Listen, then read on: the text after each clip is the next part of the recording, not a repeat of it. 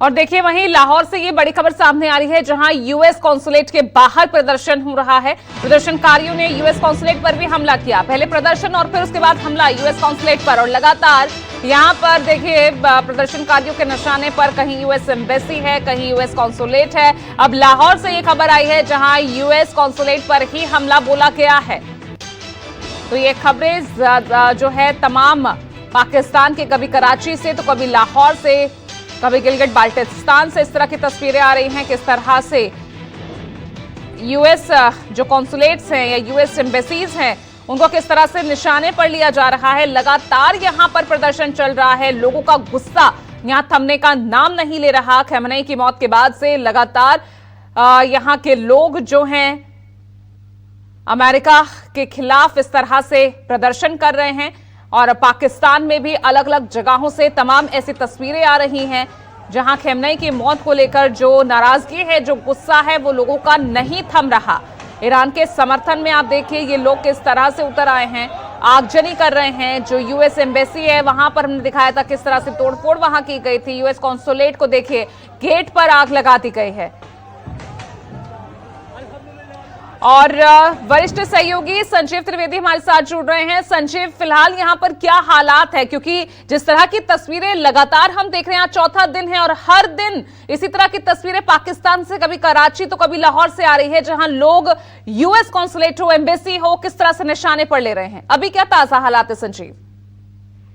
देखिए, अभी तो खैर हालात पे कब्जा पाया गया है और चीजों को दुरुस्त किया गया है, लेकिन ये कराची में जो यूएस कॉन्सुलेट के ऊपर प्रदर्शनकारियों ने हमला बोला था और उसके बाद वहां गोलियां चली थी जिसमें 8 लोग मारे गए थे, उसी की प्रतिक्रिया के स्वरूप लाहौर में भी जो कॉन्सुलेट है वहां पर हमला आज बोला गया था। हालांकि इस हमले के लिए पहले से तैयार थे लोग और इस बार प्रदर्शनकारी बहुत ज्यादा नुकसान नहीं पहुंचा पाए हैं।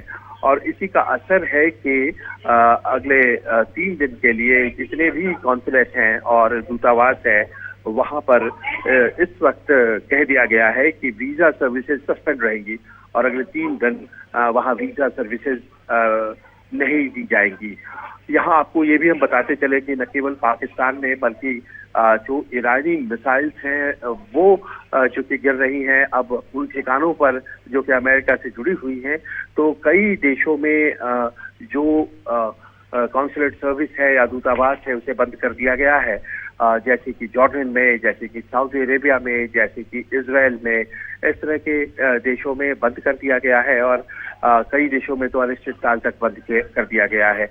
तो ईरान के जो हमले हैं उसके असर के स्वरूप में और साथ ही साथ पाकिस्तान जैसे देशों में जहां बहुत से प्रदर्शनकारी निकल बाहर आ गए हैं, इन देशों में अमेरिकी ठिकानों के ऊपर बहुत सीधे हमले हो रहे हैं और वो एम्बेसीज को बंद करने पर मजबूर कर रहे हैं या फिर जो वीजा सर्विसेज है उन्हें सस्पेंड करने के लिए मजबूर कर रहे हैं। जी। और संजीव, कहीं यूएस कॉन्सुलेट को निशाना बनाया जा रहा है, एम्बेसीज को निशाना बनाया जा रहा है, तो इसमें वहां जो मौजूद कर्मचारी हैं, अधिकारी हैं, क्या उनको भी वापस बुलाया जा रहा है? क्योंकि यहाँ पर उनकी सुरक्षा को लेकर भी तो एक बड़ा सवाल है।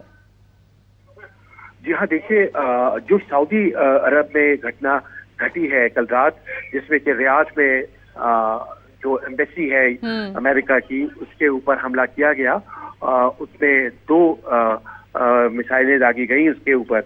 हालांकि उस पर कोई घायल नहीं हुआ क्योंकि कोई था नहीं उस वक्त, एम्बेसी खाली करा दी गई थी, लेकिन उसका असर हुआ है।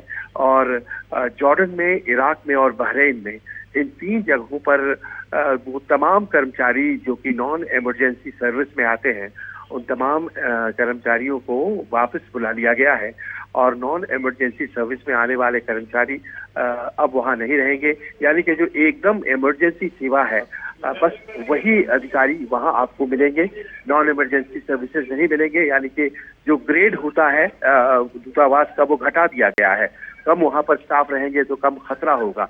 इस तरह की स्थिति जो है वो अमेरिका को सामना करना पड़ रहा है मिडल ईस्ट में।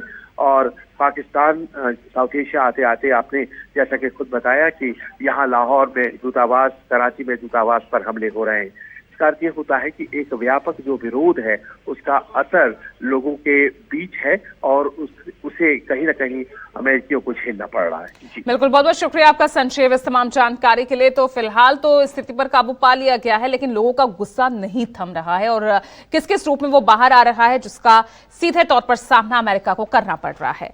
आगे बढ़ रहे हैं और अगली जो